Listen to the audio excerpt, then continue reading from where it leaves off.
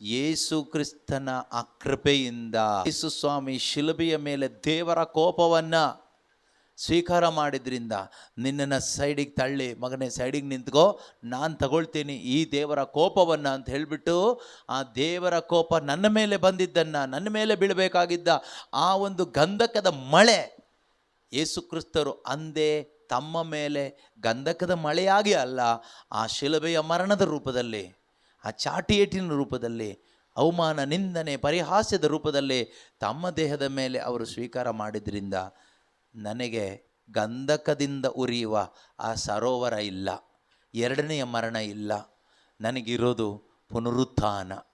I have that glorious resurrection and eternal life in heaven with God because of the grace of our Lord Jesus Christ and mercy of God the Father. ದೇವರ ಕಾರ್ಯ continue ಆಗ್ತಾನೇ ಇರುತ್ತೆ. ಮನುಷ್ಯನ ಕಾರ್ಯಕ್ಕೆ ಒಂದು limitation ಅನ್ನೋದಿದೆ, ಅದು ನಿಂತೋಗುತ್ತೆ.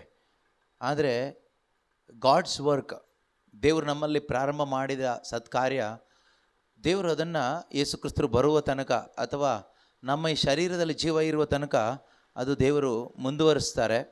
ದೇವರು ನಂಬಿಗಸ್ತರು, ಅವರ ಮಹಿಮೆಗಾಗಿ ಅವರೇ ಇದನ್ನು ಮಾಡ್ತಾರೆ. ನಾವೇನು ಮಾಡೋದು ಬೇಕಾಗಿಲ್ಲ, ನಾವು ನಂಬಿಕೆಯನ್ನು ಕೊನೆ ತನಕ ಉಳಿಸ್ಕೊಂಡ್ರೆ ಅಷ್ಟೇ ಸಾಕು. ಜೂಲಿಟಾ ಶೇರ್ ಮಾಡಬೇಕಾದ್ರೆ ಸೋದಮ್ ಗೊಮೋರದು ಹೇಳ್ತಾ ಇದ್ಲು. ನಿಮಗೇನು ಅರ್ಥ ಆಯಿತೋ ಗೊತ್ತಿಲ್ಲ ನನಗೆ, ಏನಾದರೂ ಅರ್ಥ ಆಯ್ತಾ?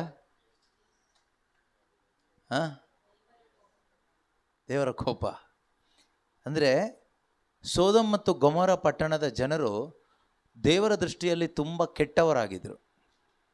ಅವರು ಸಲಿಂಗಕಾಮಿಗಳು, ಹೋಮೋಸೆಕ್ಸುವಲ್, ಮುಖ್ಯವಾಗಿ ಹೋಮೋಸೆಕ್ಸುವಾಲಿಟಿ ಅಥವಾ ಲೈಂಗಿಕ ಪಾಪದ ಒಂದು ಪಟ್ಟಣವಾಗಿತ್ತು ಸೋದಮ್ ಮತ್ತು ಗೊಮೋರ ಪಟ್ಟಣ. ಎಲ್ಲ ರೀತಿಯ ಒಂದು ಶ್ರೀಮಂತಿಕೆ ಇತ್ತು, ಸುಖ ಇತ್ತು, ಆದ್ದರಿಂದ ಅಲ್ಲಿ ಪಾಪ ಹೆಚ್ಚಾಗಿತ್ತು.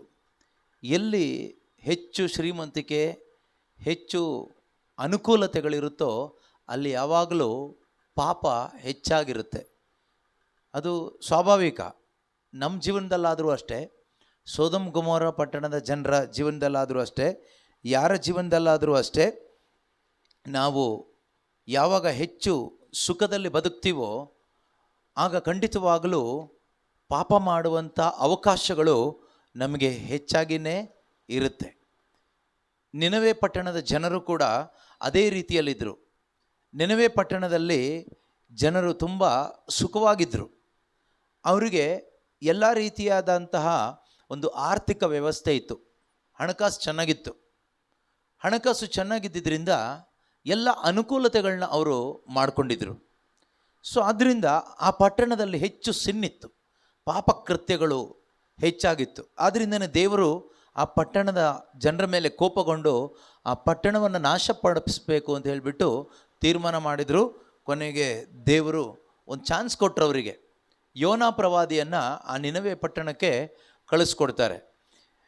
ಬಟ್ ಅಲ್ಲಿ ಆಗಿದ್ದೇ ಬೇರೆ.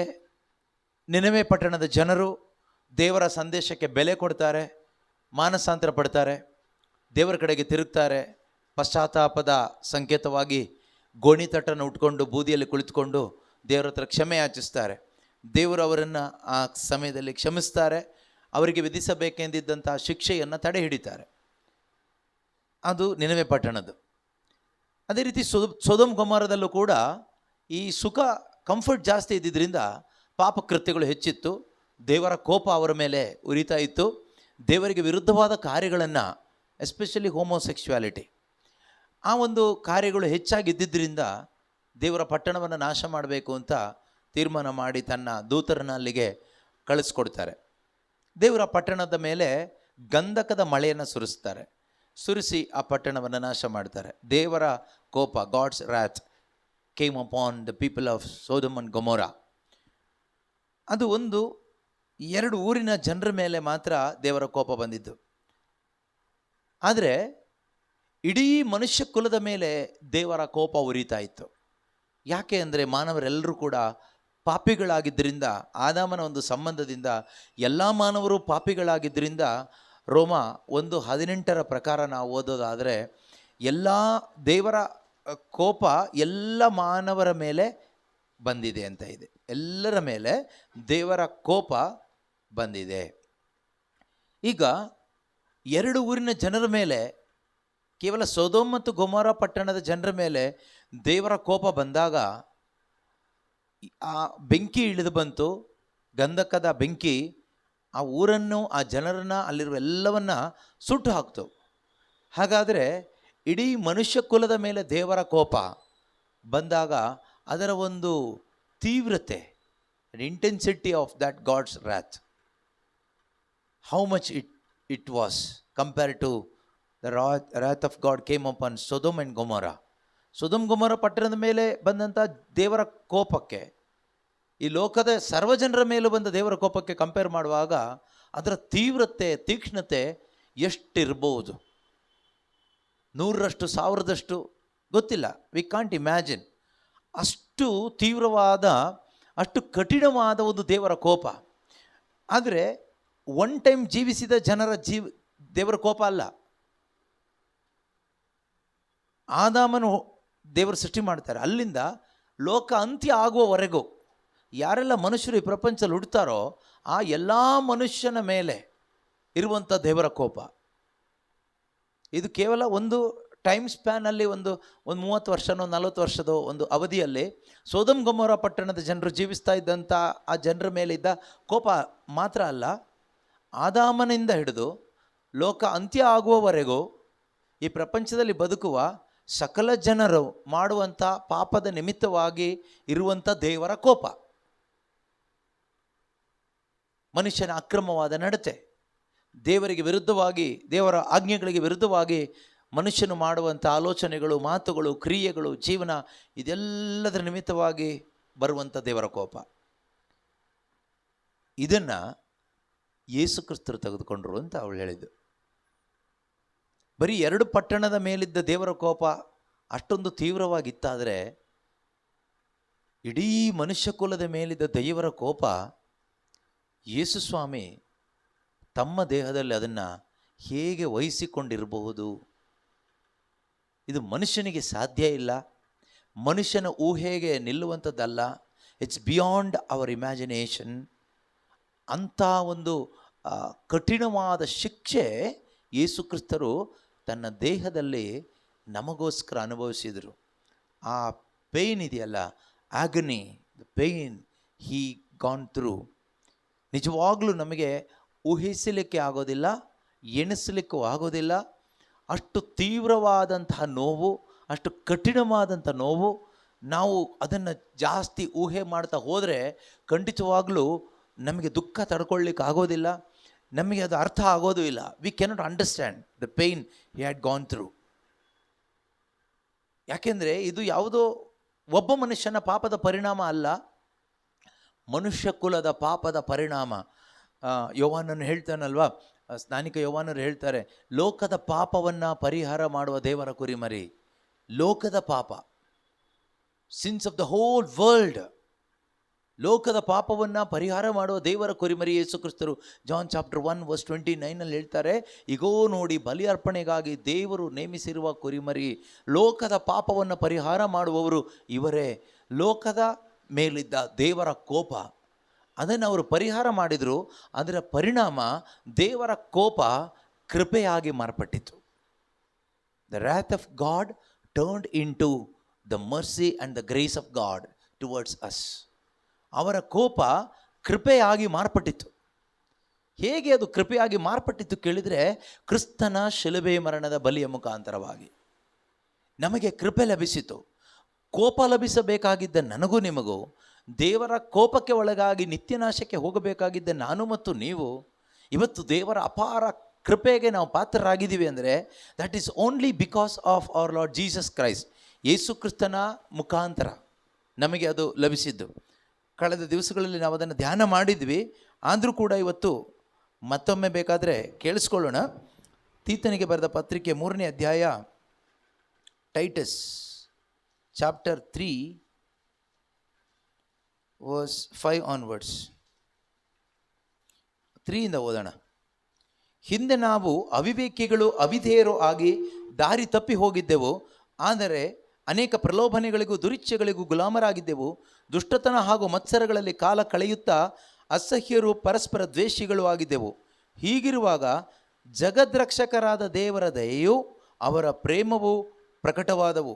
But when the goodness and the loving kindness of God our Saviour appeared, he saved us not because of any works of righteousness that we had done, but according to his mercy through the water of rebirth and renewal by the Holy spirit.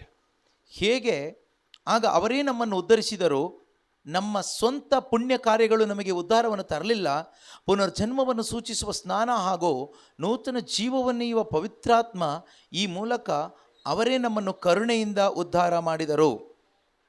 ಪವಿತ್ರಾತ್ಮರನ್ನು ನಮ್ಮ ಉದ್ಧಾರಕ ಯೇಸು ಕ್ರಿಸ್ತರ ಮುಖಾಂತರ ದೇವರು ನಮಗೆ ಧಾರಾಳವಾಗಿ ಅನುಗ್ರಹಿಸಿದ್ದಾರೆ. ಹೀಗೆ ದೈವಾನುಗ್ರಹದಿಂದ ನಾವು ದೇವರೊಡನೆ ಸತ್ಸಂಬಂಧವನ್ನು ಹೊಂದಿದೆವು, ನಿತ್ಯ ಜೀವದ ಭರವಸೆಯನ್ನು ಪಡೆದು ಆ ಜೀವಕ್ಕೆ ಬಾಧ್ಯಸ್ಥರಾದೆವು. ಇದು ಸತ್ಯವಾದ ಮಾತು. So that having been justified by his grace we might become heirs according to the hope of eternal life. This saying is true. ನೋಡಿ, ಇಲ್ಲಿ ವಾಕ್ಯ ಹೇಳುತ್ತೆ, ನಮ್ಮ ಸ್ವಂತ ಸತ್ಕಾರ್ಯಗಳು, ಪುಣ್ಯ ಕಾರ್ಯಗಳು ನಮಗೆ ಈ ಒಂದು ಉದ್ಧಾರ ಅಂದರೆ ದೇವರ ಕೋಪದಿಂದ ನಮ್ಮನ್ನು ಪಾರು ಮಾಡಲಿಲ್ಲ. ದೇವರ ಕೋಪಾಗ್ನಿಯಿಂದ ನಮ್ಮನ್ನು ಪಾರು ಮಾಡಿದ್ದು ಯೇಸು ಕ್ರಿಸ್ತನ ಆ ಶಿಲುಬೆ ಮರಣ. ಅದನ್ನೇ ನಾವು ಹೇಳ್ತೀವಿ, the grace of our Lord Jesus Christ.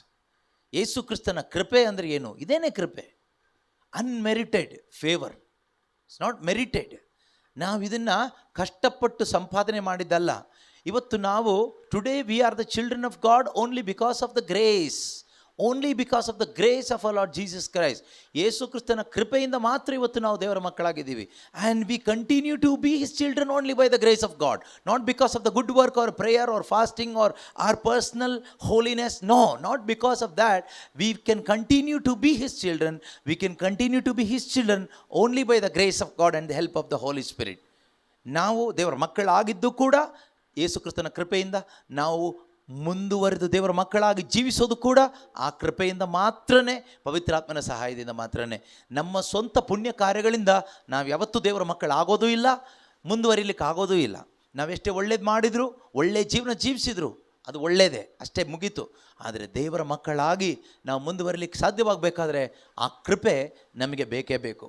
ಆ ಕೃಪೆ ಇಲ್ಲದೆ ದೇವರ ಮಕ್ಕಳಾಗಿ ನಮಗೆ ಮುಂದುವರಿಲಿಕ್ಕೆ ಎಂದೆಂದಿಗೂ ಕೂಡ ಸಾಧ್ಯ ಇಲ್ಲ. ಯಾಕೆಂದರೆ ಈ ಶರೀರ ಇದೆಯಲ್ವಾ, it will never produce good. This body, this flesh, it cannot produce good. Whether you are a Christian or non Christian, you are under grace or under law. ನೀನು ಕೃಪೆಯ ಕೆಳಗೆ ಇದ್ದರೂ, ಧರ್ಮಶಾಸ್ತ್ರದ ಕೆಳಗೆ ಇದ್ದರೂ, ಕ್ರೈಸ್ತನಾಗಿದ್ದರೂ ಅಕ್ರೈಸ್ತನಾಗಿದ್ದರೂ ಕೂಡ ನಮ್ಮ ಈ ಶರೀರದ ಒಳಗೆಯಿಂದ ಯಾವತ್ತೂ ಕೂಡ ಒಳ್ಳೆಯದು ಪ್ರೊಡ್ಯೂಸ್ ಆಗೋದಿಲ್ಲ. ಒಂದು ವೇಳೆ ಏನಾದರೂ ಒಳ್ಳೆಯದು ನಮ್ಮ ಜೀವಿತದಿಂದ ಬರ್ತಾ ಇದ್ದರೆ that is only because of his grace. ಅದು ಕೃಪೆಯಿಂದ ಮಾತ್ರ ಬರುವಂಥದ್ದು, ಅದು ಮನುಷ್ಯನಿಂದ ಬರುವಂಥದ್ದಲ್ಲ. ಹೆಚ್ಚಳ ಪಡಲಿಕ್ಕೆ ಚಾನ್ಸೇ ದೇವರು ನಮಗೆ ಯಾರಿಗೂ ಕೂಡ ಕೊಟ್ಟಿಲ್ಲ. ಆದರೂ ಕೂಡ ನಾವು ಎಷ್ಟೋ ಬಾರಿ ನಾನು ಒಳ್ಳೇದು ಮಾಡಿದೆ, ನನ್ನ ದೇಹದಿಂದ ಒಳ್ಳೇದಾಯಿತು ಅಂತ ನಾವು ಹೇಳ್ತೀವಿ. ಯಾಕೆ ಅಂದರೆ ಒಳ್ಳೆಯದನ್ನು ಉತ್ಪತ್ತಿ ಮಾಡುವಂಥ ಶಕ್ತಿ ನಮ್ಮ ದೇಹಕ್ಕೆ ಇಲ್ಲ. Our body do not have that power to produce the character of God. We don't have that ability. If something good, godliness is coming out of my body, that is not my product. It's not I am that producing one. It is God. Christ lives through me. ಕ್ರಿಸ್ತನು ನಮ್ಮ ಮುಖಾಂತರ ಜೀವಿಸುವಾಗ ಮಾತ್ರನೇ ಏನಾದರೂ ಒಳ್ಳೆಯದನ್ನೋದು ಬರೋದು. ಯಾವಾಗ ಕ್ರಿಸ್ತನ ಜೀವ ನನ್ನ ಮುಖಾಂತರ ಫ್ಲೋ ಆಗೋದಿಲ್ವೋ, ಇಟ್ಸ್ ಓನ್ಲಿ ಫ್ಲೆಶ್. ಶರೀರ ಸ್ವಭಾವ ನಮ್ಮ ಮುಖಾಂತರ ಹೊರಗೆ ಬರುತ್ತೆ. ಅದು ಯಾವತ್ತಿದ್ರೂ ಕೂಡ ಕೆಟ್ಟದ್ದೇ ಆಗಿರುತ್ತೆ. ಒಳ್ಳೆಯದನ್ನೋದು ನಮ್ಮಲ್ಲಿ ಯಾರಲ್ಲೂ ಕೂಡ ಇಲ್ಲ. ಆದರೆ ಇವತ್ತು ನಮ್ಮಿಂದ ಏನಾದರೂ ಸ್ವಲ್ಪ ಮಟ್ಟಿಗೆ ಒಳ್ಳೆಯದು, ಒಂದು 10% ಅಂತ ಇಟ್ಕೊಳ್ಳೋಣ, ಬರ್ತಾ ಇದೆ ಅಂದರೆ that is the grace of god. That is only the grace of god. ಆದರೆ ನಾವು ನಮ್ಮ ಶರೀರದಿಂದ ನವ್ ಆ್ಯಂಡ್ ದೆನ್ ಬರುವಂತಹ ಆವಾಗಲೋ ಇವಾಗಲೋ ಯಾವಾಗಲೋ ಅಪರೂಪಕ್ಕೆ ಬರುವಂತಹ ಯಾವುದೋ ಒಂದು ಒಳಿತನ್ನು ನಾವು ಹೈಲೈಟ್ ಮಾಡಿ ಎಷ್ಟೊಂದು ಅದರಲ್ಲಿ ನಾವು ಹೆಮ್ಮೆ ಪಡ್ತೀವಿ.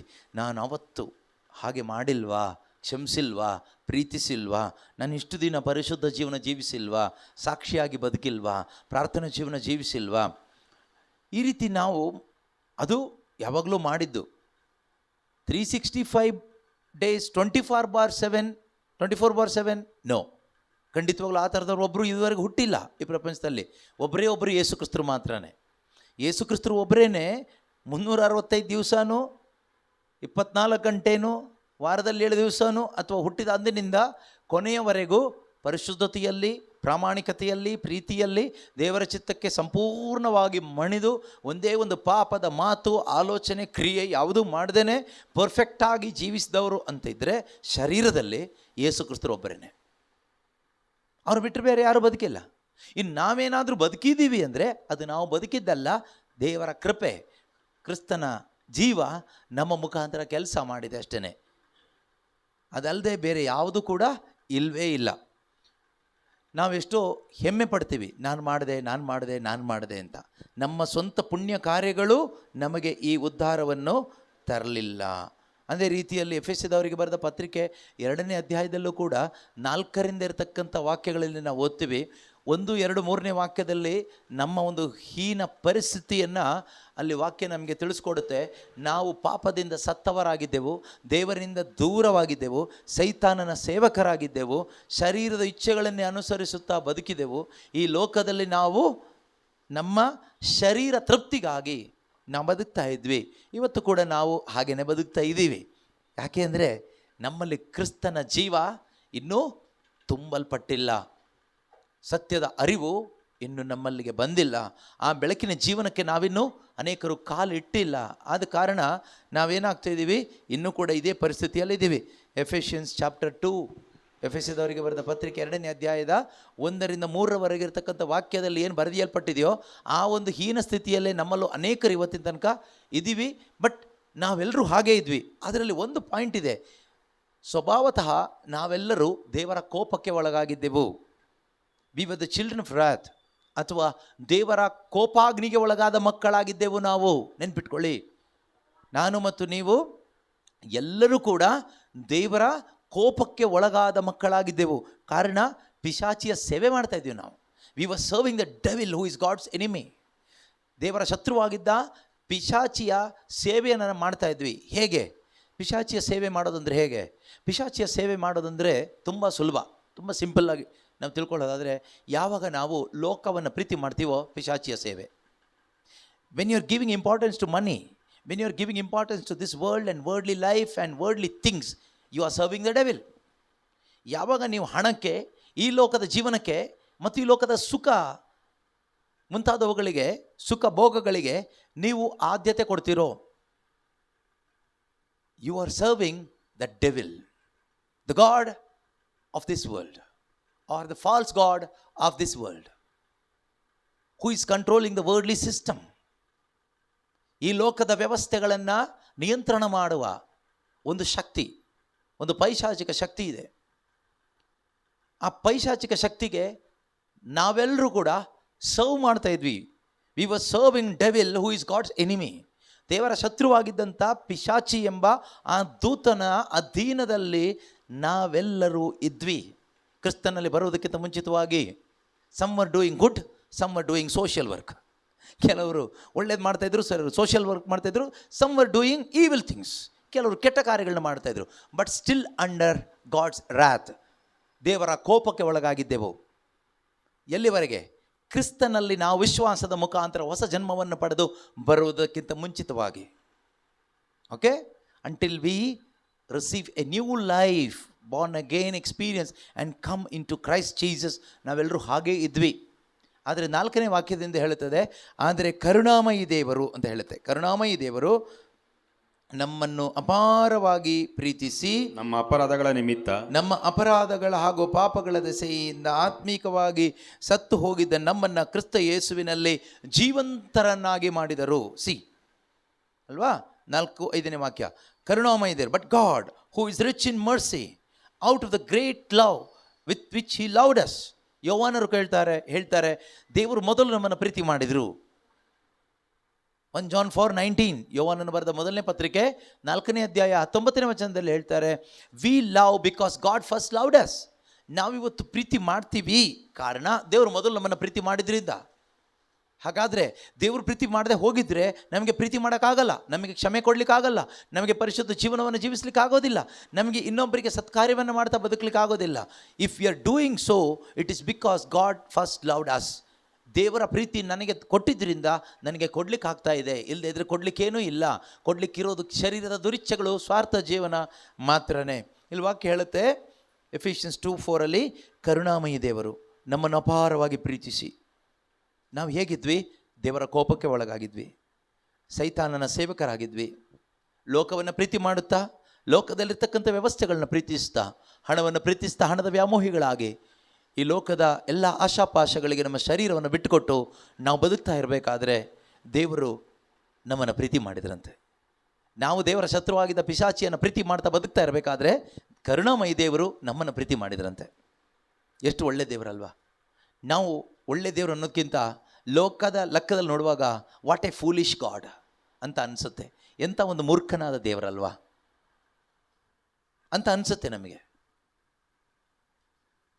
ಆದರೆ ಬೈಬಲ್ ಹೇಳುತ್ತೆ God's foolishness is greater than man's wisdom. ದೇವರ ಮೂರ್ಖತನ ಅನ್ನೋದು ಮನುಷ್ಯ ಜ್ಞಾನಕ್ಕಿಂತಲೂ ಶ್ರೇಷ್ಠವಾದದ್ದು ಅಂತ ಹೇಳುತ್ತೆ. ನಿಜವಾಗಲೂ ಲೋಕದ ಬುದ್ಧಿವಂತರಿಗೆ ಅದು ಮೂರ್ಖತನನೇ. ಲೋಕದ ಬುದ್ಧಿವಂತರಿಗೆ, ಲೋಕದ ಜ್ಞಾನಕ್ಕೆ, ಜ್ಞಾನಿಗಳಿಗೆ, ಮೇಧಾವಿಗಳಿಗೆ the death of Christ on the cross for the salvation of God's enemy, that means me, you. ದೇವರ ಶತ್ರುವಾಗಿದ್ದಂತಹ ನಿನ್ನನ್ನು ರಕ್ಷಣೆ ಮಾಡಲಿಕ್ಕೋಸ್ಕರ ದೇವರು ತನ್ನ ಏಕೈಕ ಪುತ್ರನಾದ ಯೇಸು ಕ್ರಿಸ್ತನನ್ನು ಶಿಲುಬೆ ಮರಣದ ಮುಖಾಂತರ ಈ ಲೋಕಕ್ಕೆ ಅರ್ಪಣೆ ಮಾಡಿದ್ದು ಅಥವಾ ಬಲಿಯಾಗಿ ಅರ್ಪಿಸಿದ್ದು ಲೋಕದ ದೃಷ್ಟಿಯಲ್ಲಿ ನೋಡುವಾಗ, ಬುದ್ಧಿವಂತರ ದೃಷ್ಟಿಯಲ್ಲಿ ನೋಡುವಾಗ ಅದಕ್ಕಿಂತ ಒಂದು ಹುಚ್ಚುತನ ಬೇರೆ ಯಾವುದೂ ಇಲ್ಲ. What a foolishness God did to save his enemies.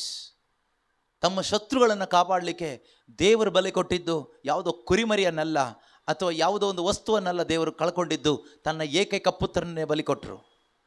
God sacrificed himself in order to save his enemies. When you look through the eyes of a wise person of this world, that is foolishness. That is foolishness. That is God's foolishness anta we declare, but God's foolishness is wiser than man's wisdom. ದೇವರ ಮೂರ್ಖತನ ಅಥವಾ ಹುಚ್ಚುತನ ಅಂತಕ್ಕಂಥದ್ದು ಮನುಷ್ಯನ ಜ್ಞಾನಕ್ಕಿಂತಲೂ ಎಷ್ಟೋ ಶ್ರೇಷ್ಠವಾದದ್ದು ಅಂತ 1 Corinthians chapter 1 verse 25 ದೇವರ ಹುಚ್ಚುತನ ಎಂಬುದು ಮಾನವ ಜ್ಞಾನಕ್ಕಿಂತಲೂ ಶ್ರೇಷ್ಠವಾದದ್ದು. For God's foolishness is wiser than human wisdom and God's weakness is stronger than human strength.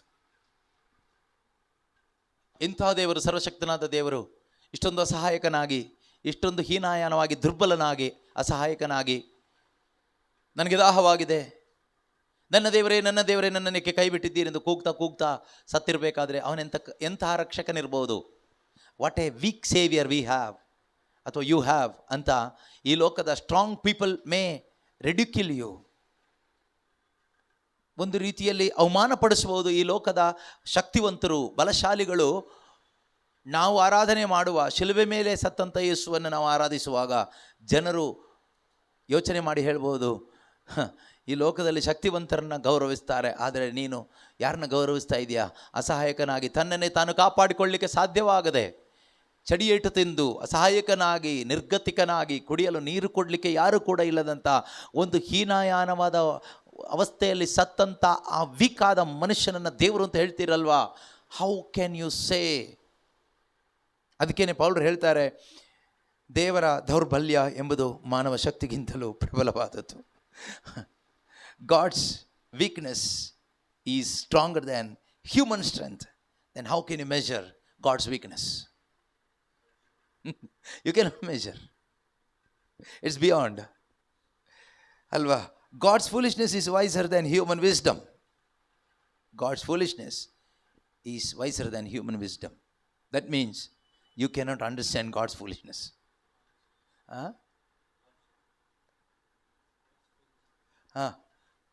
God's foolishness. God's foolishness in the sight of wise people. It's not God's foolishness. People are saying. ಜನ ಹೇಳ್ತಾ ಇರೋದು God's foolishness ಅಂತ. ಯಾರು ಹೇಳ್ತಾರೆ? ಈ ಲೋಕದ ಬುದ್ಧಿವಂತರು ಅಲ್ವಾ? 23ನೇ ವಾಕ್ಯದಿಂದ ನಾವು ಓದಿದ್ರೆ ಗೊತ್ತಾಗುತ್ತೆ. ನಾವು ಓಕೆ 22ರಿಂದ ಓದೋಣ. ಓಕೆ 23ರಿಂದ 21ರಿಂದ ಓದೋಣ. Let us read from verse number 21 so that we can understand little bit. ಲೋಕವು ತನ್ನ ಸ್ವಂತ ಜ್ಞಾನದಿಂದ ದೇವರನ್ನು ಅರಿಯಲಾರದೆ ಹೋಯಿತು. ದೇವರನ್ನ ಅರ್ಥ ಮಾಡ್ಕೊಳ್ಳಿಕ್ಕೆ ಲೋಕ ತನ್ನ ಸ್ವಂತ ಜ್ಞಾನದಿಂದ ಟ್ರೈ ಮಾಡಿ ಮಾಡಿ ಮಾಡಿ ಮಾಡಿ ಫೇಲ್ ಆಯಿತು.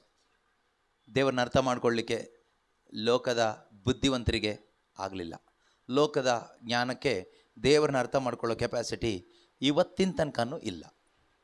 ಆದ್ದರಿಂದ ನೀವು ನಿಮ್ಮ ಮಕ್ಕಳನ್ನ ಯಾವುದಾದ್ರೂ ಯೂನಿವರ್ಸಿಟಿಗೆ ಕಳಿಸಿದರೂ ಕೂಡ ಅವರು ದೇವ್ರನ್ನ ಅರ್ಥಕೊಳ್ಳಿಕ್ಕಂತೂ ಆಗೋದಿಲ್ಲ. ಅದರ ಅರ್ಥ ನಿಮ್ಮ ಮಕ್ಕಳನ್ನ ಶಾಲೆಗೂ ಕಾಲೇಜಿಗೂ ಕಳಿಸ್ಬೇಡಿ, ಯೂನಿವರ್ಸಿಟಿ ಕಳಿಸ್ಬೇಡಿ ಅಂತಲ್ಲ ನಾನು ಹೇಳ್ತಾ ಇರೋದು. But just because your children are educated does not mean that they can know God easily just because of their education. Okay, ಆ ರೀತಿ ತಿಳ್ಕೊಬೇಡಿ. ನಿಮ್ಮ ಮಕ್ಕಳಿಗೆ ನೀವು ಒಳ್ಳೆ ವಿದ್ಯಾಭ್ಯಾಸ ಕೊಟ್ಟಿದ್ದರಿಂದ, ಓದು ಬರಹ ಚೆನ್ನಾಗಿ ಗೊತ್ತಿದ್ದರಿಂದ ಅವರು ದೇವ್ರನ್ನ ತಿಳ್ಕೊಳ್ತಾರೆ ಅಂತ ನೀವು ತಿಳ್ಕೊಂಡು ಮೂರ್ಖರಾಗಬೇಡಿ ಅಂತ. ಲೋಕದ ಜ್ಞಾನದಿಂದ ದೇವ್ರನ್ನ ತಿಳ್ಕೊಳ್ಳಿಕ್ಕೆ ಎಂದೆಂದಿಗೂ ಸಾಧ್ಯ ಇಲ್ಲ. ಆದರೆ most of the time the worldly wisdom can be an enmity with god. ಲೋಕದ ಜ್ಞಾನ ಎಷ್ಟೋ ಬಾರಿ ದೇವರಿಗೆ ವಿರುದ್ಧವಾಗಿ ಕೆಲಸ ಮಾಡುತ್ತೆ, ದೇವರ ಶತ್ರುವಾಗಿ ಕೆಲಸ ಮಾಡುತ್ತೆ. ದೇವ್ರನ್ನ ಅರಿತುಕೊಳ್ಳೋದ್ರಲ್ಲಿ ಆ ಜ್ಞಾನವೇ ಬ್ಲಾಕ್ ಮಾಡುತ್ತೆ. ಸೊ ಅದರಿಂದ it's very dangerous many times. I am not saying that educated people cannot know God ಅಂತಲ್ಲ. ವಿದ್ಯಾವಂತರು, ಲೋಕದ ವಿದ್ಯಾವಂತರು ದೇವ್ರನ್ನ ಅರ್ಥಕೊಳ್ಳಿಕ್ಕೆ ಆಗೋದಿಲ್ಲ ಅಂತಲ್ಲ ನಾನು ಹೇಳ್ತಾ ಇರೋದು. ಲೋಕದ ವಿದ್ಯಾಭ್ಯಾಸದಿಂದ ದೇವ್ರನ್ನ ಅರ್ಥಕೊಳ್ಳಿಕ್ಕೆ ಇಂಪಾಸಿಬಲ್, ಸಾಧ್ಯ ಇಲ್ಲ ಅಂತ ಹೇಳ್ತಾ ಇರೋದು. ಲೋಕವು ತನ್ನ ಸ್ವಂತ ಜ್ಞಾನದಿಂದ ದೇವರನ್ನು ಅರಿಯಲಾರದೆ ಹೋಯಿತು. ಇದು ದೈವ ಸಂಕಲ್ಪವೇ ಸರಿ. It is the will of god. ಆದ್ದರಿಂದ ನಾವು ಸಾರುವ ಹುಚ್ಚುತನ ಎಂಬ ಸಂದೇಶದ ಮೂಲಕ ವಿಶ್ವಾಸವುಳ್ಳವರನ್ನು ಉದ್ಧರಿಸುವುದು ದೇವರಿಗೆ ಉಚಿತ ಎನಿಸಿತು. For since in the wisdom of God the world did not know God through wisdom, God decided through the foolishness of our proclamation to save those who believe. God decided through the foolishness of our proclamation. ನಾವು ಸಾರುವ ಹುಚ್ಚುತನದ ಸಂದೇಶ. ಹುಚ್ಚುಚ್ಚಾಗಿ ಏನೇನೋ ಹೇಳ್ತಾ ಇದ್ದಾರೆ. ಒಬ್ಬರು ಸತ್ತರಂತೆ, ಆ ಸಾವನ್ನು ನಂಬಿದರೆ ನಮಗೆ ಜೀವ ಸಿಗುತ್ತಂತೆ. ಅದಾದಮೇಲೆ ಅವರು ಪುನರುತ್ಥಾನರಾದರಂತೆ, ಅದನ್ನು ನಂಬಿದರೆ ಸ್ವರ್ಗ ಸಿಗುತ್ತಂತೆ. ಹುಚ್ಚುಚ್ಚಾಗಿ ಏನೇನೋ ಹೇಳ್ತಾ ಇದ್ದಾನೆ. What is there in that? ಅದರಲ್ಲಿ ಏನಿದೆ? ಆತನು ಸತ್ತಿದ್ದರಿಂದ ನಮಗೆ ಜೀವ ಸಿಗ್ತೋ? How come? ಹೇಗೆ? ಇಟ್ಸ್ ಅ ಫೂಲಿಶ್ನೆಸ್ ಅಲ್ವಾ? ನಾವಾದರೂ ಯಹೂದ್ಯರು ಸೂಚಕ ಕಾರ್ಯವನ್ನು ಕೇಳುತ್ತಾರೆ, ಗ್ರೀಕರು ಜ್ಞಾನವನ್ನು ಅರಿಸ್ತಾರೆ. ಗ್ರೀಕರಿಗೇನು ಬೇಕು? Wisdom. Jews demand signs, Greeks desire wisdom. ಆದರೆ ಪೌಲ ನೀನು ಸಾರ್ತಾ ಇರೋದ್ರಲ್ಲಿ ಇದು ಎರಡೂ ಇಲ್ಲ. ಈ ಎರಡೂ ಇಲ್ಲ. ನೀನು ಸಾರ್ತಾ ಇರತಕ್ಕಂಥ ವಿಷಯದಲ್ಲಿ ಏನಿಲ್ಲ? ಯಾವುದೇ ಸೂಚಕ ಕಾರ್ಯ ಏನಿಲ್ಲ, ಬೇರೆ ಏನಿಲ್ಲ, ಯಾವುದು ಜ್ಞಾನ ಇಲ್ಲ, ಅಜ್ಞಾನದ ಮಾತುಗಳು. ಈಗ ಒಬ್ಬ ಬಾವಿಗೋ ಕೆಸರಿಗೋ ಬೀಳ್ತಾನೆ ಅಂತ ಇಟ್ಕೊಳ್ಳಿ. ಅವನ್ನ ಇನ್ನೊಬ್ಬ ಕಾಪಾಡಬೇಕಾದ್ರೆ ಸಾಧಾರಣವಾಗಿ ಮೇಲೆ ನಿಂತ್ಕೊಂಡು ಹಗ್ಗ ಕೊಟ್ಟೋ ಅಥವಾ ಯಾವುದಾದ್ರೂ ರೀತಿಯಲ್ಲಿ ಅವನ್ನ ಎತ್ತಿ ಮೇಲೆ ಕರ್ಕೊಂಡು ಬರ್ತಾರೆ. ಕರೆಕ್ಟಾ? ಈಗ ಒಬ್ಬ ಬಾವಿಗೆ ಬಿದ್ದಿದ್ದಾನೆ, ಅವನ್ನ ಕಾಪಾಡಲಿಕ್ಕೆ ಇನ್ನೊಬ್ಬ ಮೇಲಿಂದ ನಾನು ನಿನ್ನನ್ನು ಕಾಪಾಡ್ತೀನಿ ಈಗ ನೋಡ್ಕೊ ಅಂತ ಹೇಳ್ಬಿಟ್ಟು ದಪ್ಪಂತ ಬಾವಿ ಒಳಗೆ ಬಿದ್ದು ಸತ್ತೋಗ್ಬಿಡ್ತಾನೆ. ಪೌಲ್ರು ಹೇಳ್ತಾ ಇರೋದು ಅದೇನೆ. ಮೇಲಿನಿಂದ ಒಬ್ಬ ಕೆಳಗೆ ಬಿದ್ದ, ಸ್ವರ್ಗದಿಂದ ಇಳಿದು ಬಂದರು ದೇವರು, ಮನುಷ್ಯನಾಗಿ ಒಬ್ಬ ಬಂದ. ನಾವೆಲ್ಲರೂ ಬಾವಿಯಲ್ಲಿ ಬಿದ್ದಿದ್ವಿ, ದೊಡ್ಡ ಪಾಪ ಎಂಬ ಬಾವಿಯಲ್ಲಿ ಬಿದ್ದಿದ್ವಿ. ಆಗ ಯೇಸು ಕ್ರಿಸ್ತರು ಬಂದುಬಿಟ್ಟು ಈ ಬಾವಿಗೆ ಬಂದರು. ಅವರು ಬಂದು ಇಲ್ಲೇ ಬಿದ್ದರು, ಇಲ್ಲೇ ಸತ್ತರು. ಬಂದಿದ್ಯಾಕೆ? ಬಾವಿಗೆ ಬಿದ್ದವ್ರನ್ನ ಮೇಲೆತ್ತಲಿಕ್ಕೆ. ಹೀಗೆ ಅವನು ಸತ್ತು ಕೆಳಗೆ ಬಿದ್ದವ್ರನ್ನೆಲ್ಲ ಮೇಲೆತ್ತದ. ಪೌಲ, ನಿನಗೆ ಹುಚ್ಚಿಡ್ದಿದ್ಯಾ? ಅವನು ಅಲ್ಲಿಂದ ಇಲ್ಲಿ ಬಂದು ಬಿದ್ದು ಅವನು ಸತ್ತ. ಇಲ್ಲಿ ಆಲ್ರೆಡಿ ಬಿದ್ದಿದ್ದಾರೆ ಜನ, ಇನ್ನು ಸತ್ತಿಲ್ಲ ಇನ್ನು. ಇವ್ರು ಸಾಯೋ ಮಟ್ಟದಲ್ಲಿದ್ದಾರೆ. ಇವ್ರನ್ನೆಲ್ಲ ಕಾಪಾಡಕ್ಕೆ ಬಂದವನು ದಪ್ಪಂತ ಬಿದ್ದು ಸತ್ತೋಗ್ಬಿಟ್ರೆ ನೀನು ಹೇಳ್ತಾ ಇದೀಯಾ ಇದು ಗುಡ್ ನ್ಯೂಸ್ ಅಂತ?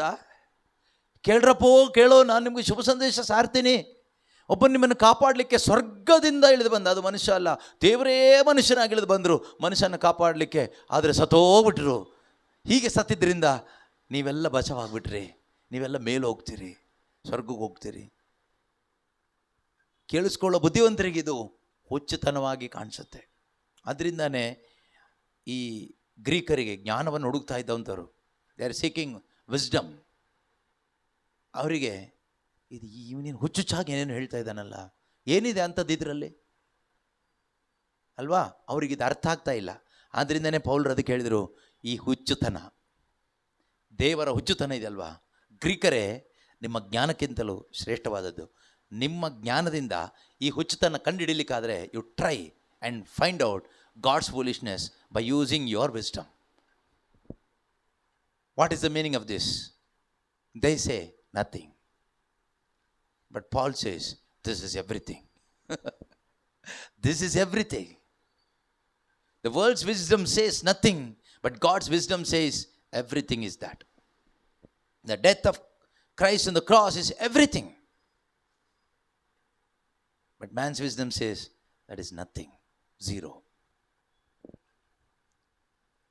ಯಹೂದ್ಯರು ಏನು ಕೇಳ್ತಾರೆ? ಸಂಕೇತಗಳನ್ನ ಕೇಳ್ತಾರೆ. ಯೇಸು ಕ್ರಿಸ್ತರು ಜೀವಂತವಾಗಿದ್ದಾಗಲೇ ಕೂಡ ಅವರು ಕೇಳಿದರು, ನಿನ್ನ ದೇವರಿಂದ ಬಂದಿದೆಯಂತ, ನಮಗೊಂದು ಸಂಕೇತ ಅಥವಾ ಅದ್ಭುತ ಕಾರ್ಯ, ಸೂಚಕ ಕಾರ್ಯ ಮಾಡಿ ತೋರಿಸು ಅಂತ. ಯೇಸು ಹೇಳಿದರು, ಸೂಚಕ ಕಾರ್ಯ ಸ್ವಲ್ಪ ದಿವಸ ಆದಮೇಲೆ ತೋರಿಸ್ತೀನಿ. ಏನು? ಯೋನಾ ಪ್ರವಾದಿ ನೆನೆಸ್ಕೊಳ್ಳಿ.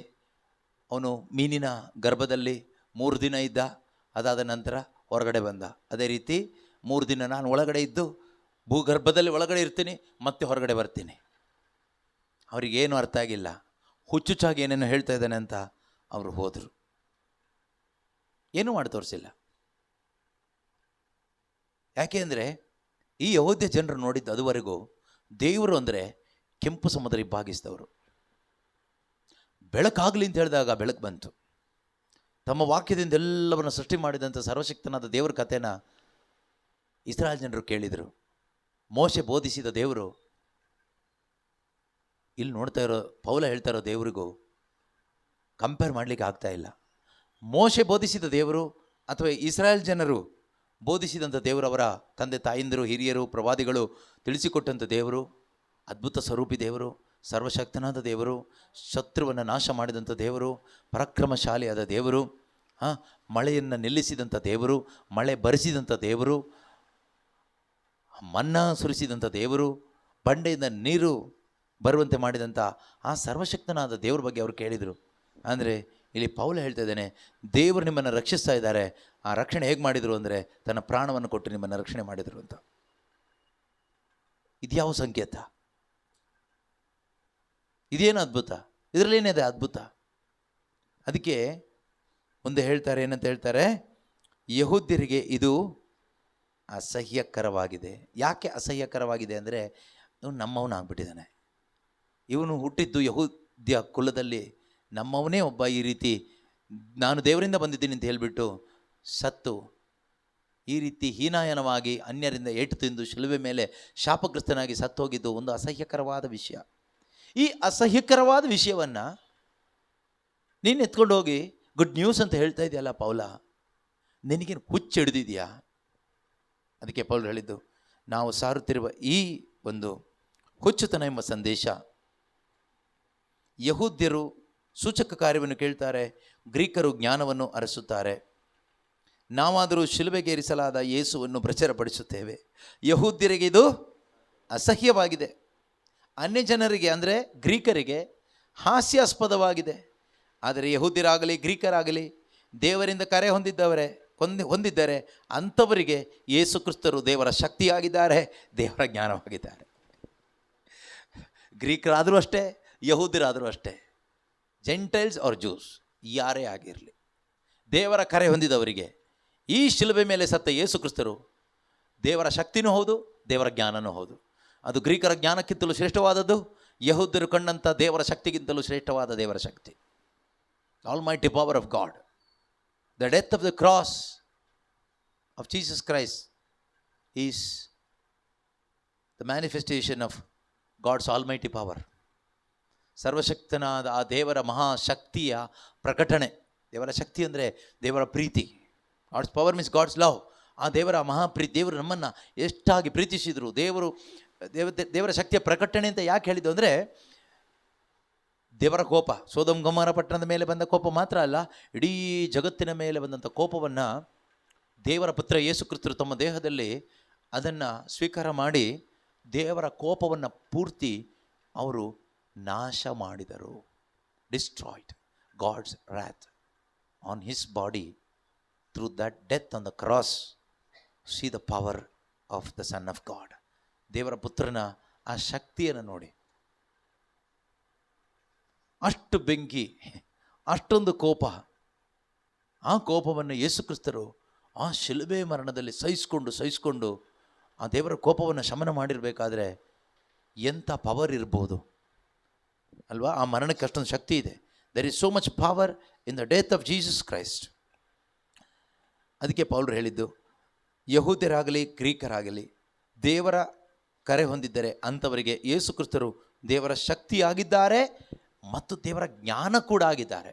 ದೇವರ ಶಕ್ತಿನೂ ಹೌದು, ದೇವರ ಜ್ಞಾನ ಕೂಡ ಯೇಸು ಕ್ರಿಸ್ತರೇ ಆಗಿದ್ದಾರೆ. ದೇವರ ಹುಚ್ಚುತನ ಎಂಬುದು ಮಾನವ ಜ್ಞಾನಕ್ಕಿಂತಲೂ ಶ್ರೇಷ್ಠವಾದದ್ದು. ನೀವು ಹೇಳುವ ದೇವರ ಈ ಹುಚ್ಚುತನ ಯಾವ ಹುಚ್ಚುತನ? ಕಾಪಾಡ್ಲಿಕ್ಕೆ ಬಂದು ಸತ್ತೋಗಿರೋ ಹುಚ್ಚುತನ ಮಾನವ ಜ್ಞಾನಕ್ಕಿಂತಲೂ ಶ್ರೇಷ್ಠವಾದದ್ದು. ಅಂದರೆ ಮನುಷ್ಯ ಜ್ಞಾನದಿಂದ ದೇವರ ಹುಚ್ಚುತನವನ್ನು ಕಂಡುಹಿಡಲಿಕ್ಕಾಗಲ್ಲ. ದೇವರ ದೌರ್ಬಲ್ಯ ಎಂಬುದು ಮಾನವ ಶಕ್ತಿಗಿಂತಲೂ ಪ್ರಬಲವಾದದ್ದು. ಹಾಗಾದರೆ you cannot measure God's weakness. ಈ ಲೋಕದ ಪ್ರಬಲರಿಗೆ, ಜ್ಞಾನಿಗಳಿಗೆ ದೇವರನ್ನ ಅರಿತುಕೊಳ್ಳಿಕ್ಕೂ, ದೇವರನ್ನ ಅನುಭವಿಸ್ಲಿಕ್ಕೂ, ದೇವರ ಶಕ್ತಿ ಅನುಭವಿಸ್ಲಿಕ್ಕೂ ಆಗೋದಿಲ್ಲ. ಹಾಗಾದರೆ ಯಾರಿಗೆ? ದೇವರ ಕರೆ ಹೊಂದಿದವರಿಗೆ, ಮಕ್ಕಳಂಥವರಿಗೆ, ವಿಶ್ವಾಸ ಇಡುವವರಿಗೆ ಅದು ದೇವರು ಅನುಭವಿಸುವಂತೆ ಮಾಡ್ತಾರೆ. ಎಲ್ರಿಗೂ ಅಲ್ಲ. ಯಾರಿಗೆ? ವಿಶ್ವಾಸ ಉಳ್ಳವರಿಗೆ. ಯಾರು ಇದನ್ನು ನಂಬ್ತಾರೋ, ಈ ಶುಭವಾರ್ತೆಯನ್ನು ನಂಬ್ತಾರೋ ಅವರಿಗೆ ಏನು ಅನುಭವ ಸಿಗುತ್ತೆ ಗೊತ್ತಾ? ಶಿಲುಬೆಯ ಮರಣದ ಆ ಒಂದು ಫಲ, the fruit of the cross, fruit of his death, the fruit of the death of Jesus Christ. ಯಾರಿಗೆ ಅನುಭವಿಸ್ಲಿಕ್ಕಾಗುತ್ತೆ ಕೇಳಿದರೆ, ಯಾರು ವಿಶ್ವಾಸ ಇಡ್ತಾರೋ ಅವರೆಲ್ಲರಿಗೂ ಕೂಡ ಯೇಸು ಕ್ರಿಸ್ತನ ಶಿಲುಬೆ ಮರಣದ ಒಂದು ಫ್ರೂಟ್ ಇದೆಯಲ್ಲ, ಫಲ, ಅದನ್ನು ಎಕ್ಸ್ಪೀರಿಯನ್ಸ್ ಮಾಡಲಿಕ್ಕಾಗತ್ತೆ. What is the fruit of the cross? ಶಿಲುಬೆ ಮರಣದ ಒಂದು ಫ್ರೂಟ್ ಏನು ಕೇಳಿದರೆ ಯಾವುದು? ದೇವರ ಕೋಪ ಇಲ್ಲ. ದೇವರ ಕೋಪ ಶಮನವಾಯಿತು. ದೇವರು ನಮ್ಮನ್ನು ಕ್ಷಮಿಸಿದರು.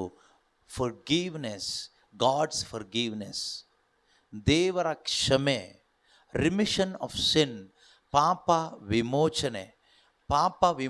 ವಿಮೋಚನೆ ಆಯಿತು. ನಮಗೆ ಕ್ಷಮಾಪಣೆನೂ ಆಯಿತು. ವಿಮೋಚನೆಯೂ ಆಯಿತು, ಕ್ಷಮಾಪಣೆನೂ ಆಯಿತು, ಪರಿಹಾರನೂ ಆಯಿತು, ದೇವರ ಕೋಪನೂ ಶಮನ ಆಯಿತು.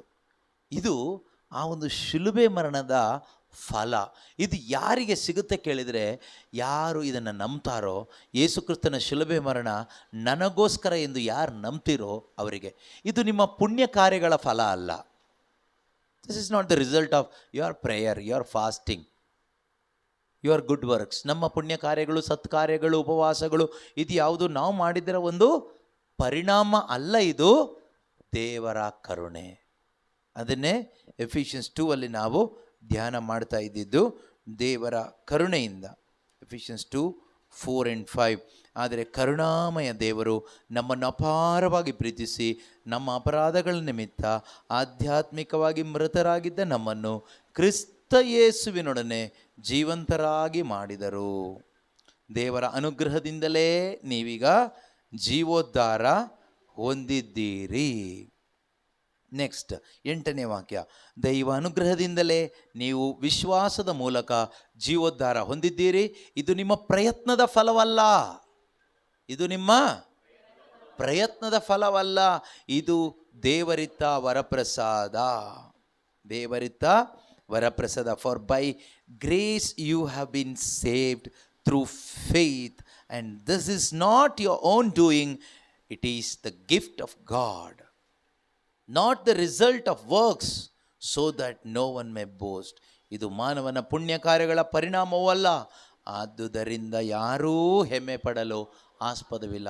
ನಮಗೆ ಹೇಳಲಿಕ್ಕಾಗಲ್ಲ, ನಾನು ಪುಣ್ಯ ಮಾಡಿದ್ದಕ್ಕೆ ಇವತ್ತು ನನಗೆ ರಕ್ಷಣೆ ಸಿಕ್ತು, ನಮ್ಮ ಅಪ್ಪ ಅಮ್ಮ ಮಾಡಿದ ಪುಣ್ಯ ನನಗೇನು ಸಿಕ್ತು, ರಕ್ಷಣೆ ಸಿಕ್ತು ಅಂತ ಹೇಳೋದಾದರೆ ನಿನ್ನಂಥ ಅಯೋಗ್ಯ ಬೇರೆ ಯಾರೂ ಇಲ್ಲ. ನಿಮ್ಮ ಅಪ್ಪ ಅಮ್ಮ ಮಾಡಿದ ಪುಣ್ಯದಿಂದ ನಿನಗೆ ರಕ್ಷಣೆ ಸಿಕ್ಕಿಲ್ಲ, ಯೇಸು ಕ್ರಿಸ್ತನ ಆ ಕೃಪೆಯಿಂದ.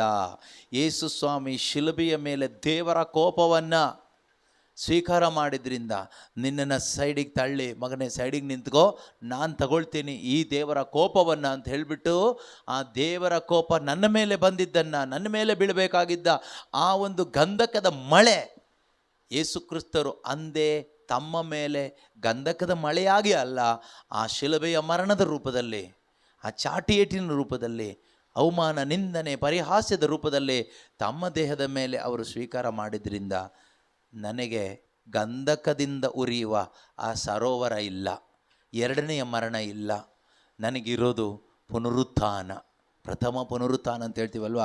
I have that glorious resurrection and eternal life in heaven with God, because of the grace of our Lord Jesus Christ and mercy of God the Father.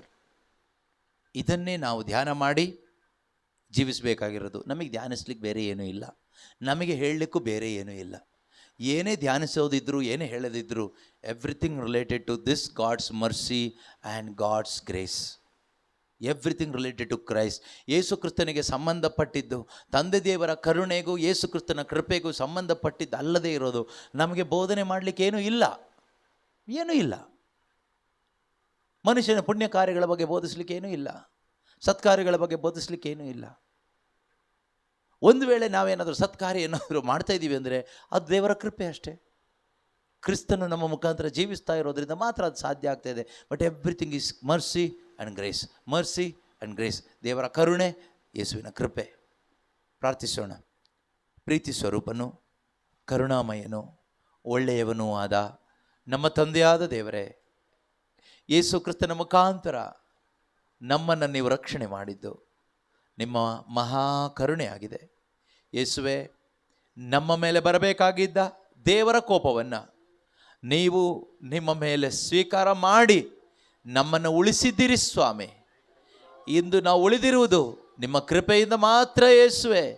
ಒಂದು ವೇಳೆ ಯೇಸುವೆ ನೀವು ಈ ಲೋಕಕ್ಕೆ ಮನುಷ್ಯನಾಗಿ ಬಾರದೆ ಹೋಗಿದ್ದರೆ ನಾವು ನಿತ್ಯ ನಾಶಕ್ಕೆ ಒಳಗಾಗ್ತಾ ಇದ್ವಿ. ಇಂದು ನಾವು ಉಳಿದಿದ್ದೇವೆ, ನಿತ್ಯ ನಾಶಕ್ಕೆ ಒಳಗಾಗದೇ ಇದ್ದೇವೆ. ಅದಕ್ಕೆ ಕಾರಣ ಕರ್ತನಾದ ಯೇಸುವೆ, ನಿನ್ನ ಆ ಮಹಾಕೃಪೆ ಮಾತ್ರವಾಗಿದೆ ಅಪ್ಪ. ಆ ಮಹಾಕೃಪೆಗಾಗಿ ಸ್ತೋತ್ರ ಅಪ್ಪ. ತಂದೆಯಾದ ದೇವರ ಪ್ರೀತಿಯು, ಕರ್ತನಾದ ಯೇಸುವಿನ ಮಹಾಕೃಪೆಯು, ಪವಿತ್ರಾತ್ಮನ ನಿತ್ಯವಾದ ಆ ಪ್ರೀತಿಯ ಅನ್ಯೋನ್ಯತೆಯು ನಮ್ಮೆಲ್ಲರೊಡನೆ ಸದಾಕಾಲ ಇರಲಿ. ಆಮೆನ್.